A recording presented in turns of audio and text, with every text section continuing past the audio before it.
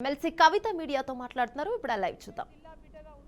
నాగార్జున సాగర్లో అన్యాయం జరుగుతుంటే ఎట్లా చూస్తూ కూర్చుంటారని చెప్పి మేము ముఖ్యమంత్రి గారిని అడుగుతా ఉన్నాం, ఇరిగేషన్ శాఖ మంత్రి గారిని కూడా అడుగుతా ఉన్నాం. ఇంకా ఎంత దారుణంగా ఉంటుందంటే కాంగ్రెస్ పార్టీ యొక్క వైఖరి. ఈ యాసంగిలో మన నల్గొండ జిల్లాలో ఏదైతే కాళేశ్వరం నుంచి ఎస్ఆర్ఎస్పి నుంచి కాకతీయ కెనాల్ నుండి రావాల్సినటువంటి నీటిని ఇవ్వకుండా ఎందుకోసం ఇవ్వలే నీళ్లు?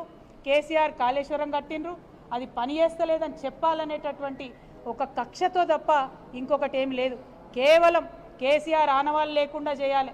కేసీఆర్ అంటే కాళేశ్వరం గుర్తు రావద్దు, కేసీఆర్ అంటే యాదాద్రి గుర్తు రావద్దు, కేసీఆర్ అంటే థర్మల్ పవర్ ప్లాంట్ మనం ఇక్కడ పెట్టినటువంటిది గుర్తుకు రావద్దు.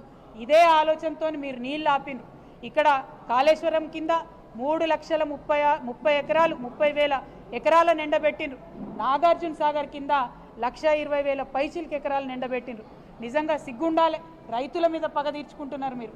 కేసీఆర్ గారిని ఏమి చేయలేక, బీఆర్ఎస్ పార్టీని రాజకీయంగా ఎదుర్కోలేక నల్గొండ రైతాంగం మీద కోపం చూపిస్తున్నటువంటి కాంగ్రెస్ పార్టీ వైఖరిని ఖండిస్తూ ఉన్నాం.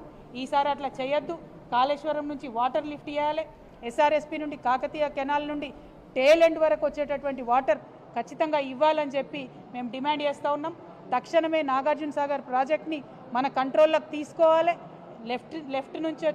లెఫ్ట్ కాలువ నుండి వచ్చేటటువంటి నీటిని కూడా మన జిల్లాకు వచ్చేలాగా ప్రయత్నం చేయాలని కూడా ఉత్తమ్ కుమార్ రెడ్డి గారిని మేము డిమాండ్ చేస్తూ ఉన్నాం. మరి కేసీఆర్ అంటేనే కాలువలు, చెరువులు, రిజర్వాయర్లని ఒకప్పుడు చెప్పుకున్నాం మనం. అట్లా కాంగ్రెస్ పార్టీ వారి వేగాన్ని అందుకోలేక, నీటి మీద అధ్యయనం చేయలేక, కృష్ణానదిలో కూడా మన వాటాను కాపాడలేనటువంటి పరిస్థితి అలా ఉన్నది. కాబట్టి నల్గొండలో ఉన్నటువంటి మేధావులకు, విద్యార్థులకు, రైతన్నలకు నేను విజ్ఞప్తి చేస్తూ ఉన్నాను. కృష్ణా ట్రిబ్యునల్లో వాదనలు సరిగ్గా కాంగ్రెస్ పార్టీ వినిపించలేకపోతా ఉంది. మీరందరూ కూడా ఒత్తిడి పెంచాలి. ఉత్తమ్ కుమార్ రెడ్డి గారిని వాదనలు సరిగ్గా వినిపించాలని చెప్పి ప్రభుత్వం మీద ఒత్తిడి పెంచాలి. ఎట్ ద సేమ్ టైం మన హక్కుగా మనకు రావాల్సినటువంటి రేషన్ కార్డులు కావచ్చు, వాళ్ళు వాగ్దానాలు ఇచ్చినటువంటి ఏ పథకాలైనా వాటి అమలు కోసం ప్రయత్నం చేయాలి. ఇక చివరిగా మా నల్గొండ ఆడబిడ్డలకు నేను విజ్ఞప్తి చేస్తూ ఉన్నాను. మనకు ఈ కాంగ్రెస్ ప్రభుత్వం వచ్చినప్పటి నుంచి ఆడబిడ్డలకు ఇచ్చిన ఏ ఒక్క వాగ్దానాన్ని కూడా పూర్తి చేయలేదు. అది పెన్షన్ పెంచుతామన్నారు, పెంచలేదు. ఇప్పటికి కూడా గదే కేసీఆర్ పెన్షన్ పాత పైసలే 2,000 నెలకు వస్తున్నాయి తప్పితే తాత అవ్వలకు కొత్తగా పైసలు వస్తలేవు. మాకు బీడీ కార్మికులు ఉంటే వాళ్ళకు పైసలు వస్తలేవు. 18 ఏళ్ళు దాటినటువంటి విద్యార్థులు ఉంటే స్కూటీలు ఇస్తామన్నారు, అవి వస్తలేవు. మా ఆడబిడ్డలకు 2,500 రూపాయలు ఇస్తామన్నారు నెలకు, అవి వస్తలేవు. మరి ఈ విషయంలో ఆడబిడ్డలందరూ కూడా ఆలోచన చేయాలి. పెద్ద ఎత్తున దీని మీద ఉద్యమం చేయాలని చెప్పి నేను మా ఆడబిడ్డలందరినీ కూడా రిక్వెస్ట్ చేస్తూ ఉన్నాను. మరి పథకాలు వాళ్ళు ఇచ్చినామని చెప్పేటటువంటివి కూడా అక్క చెప్తున్నట్టుగా గ్యాస్ పథకం కావచ్చు, విద్యుత్కి సంబంధించినటువంటి సబ్సిడీ కావచ్చు, ఏవైనా కూడా అరకొరగానే అందుతున్నాయి తప్పితే కడుపు నిండా అందుతలేవు.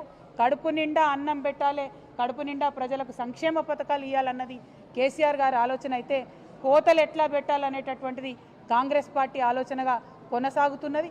కాబట్టి మీ అందరినీ నేను రిక్వెస్ట్ చేస్తూ ఉన్నా, కాంగ్రెస్ పార్టీ నాయకులు ఊర్లలోకి వస్తే మా ఆడబిడ్డలు అడగండి, మా కేసీఆర్ కిట్ ఎటుపోయింది?